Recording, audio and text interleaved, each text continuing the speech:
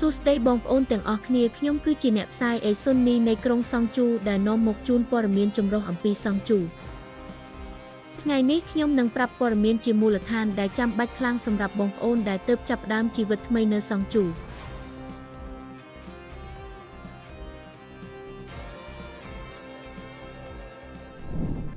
សែលណាគឺជាពិធីបុណ្យសំខាន់បំផុតនៅកូរ៉េជាថ្ងៃអបអរការចាប់ផ្ដើមឆ្នាំថ្មីនិងចំណាយពេលជាមួយគ្រួសារប្រជាជនកូរ៉េនៅថ្ងៃសែលណាសួរសុខទៅវិញទៅមកថាសួស្តីឆ្នាំថ្មីសូមទទួលបានពរជ័យច្រើននិងជូនពរសុខភាពនិងសុភមង្គលលើសពីនេះនៅថ្ងៃសែលណាគេញ៉ាំស៊ុបតុកគុកឈៀវកឹកដែលមានន័យថាមានអាយុចាស់ឡើងមួយឆ្នាំទៀតសែលណាឆ្នាំ2025ជាថ្ងៃអង្គារទី17ខែកុម្ភៈហើយថ្ងៃឈប់សម្រាកសែលណាមានចាប់ពីថ្ងៃទី16ដល់ថ្ងៃទី18ខែកុម្ភៈក្នុងអំឡុងថ្ងៃឈប់សម្រាកសែលណាផ្សារទំនើបផ្សារប្រពៃណីធនាគារជាដើមអាចបិទដូច្នេះសូមរៀបចំទិញដូរនិងតម្រូវការប្រចាំថ្ងៃជាមុនក្នុងអំឡុងថ្ងៃឈប់សម្រាកសែលណាសម្បត្តិរថភ្លើងនិងរថយន្តក្រុងល្បឿនលឿនពិបាកទិញណាស់ប្រសិនបើចាំបាច់សូមកក់ជាមុនរថយន្តក្រុងក្នុងទីក្រុងនិងរថភ្លើងក្រោមដីអាចប្រើប្រាស់ដោយមិនចាំបាច់កក់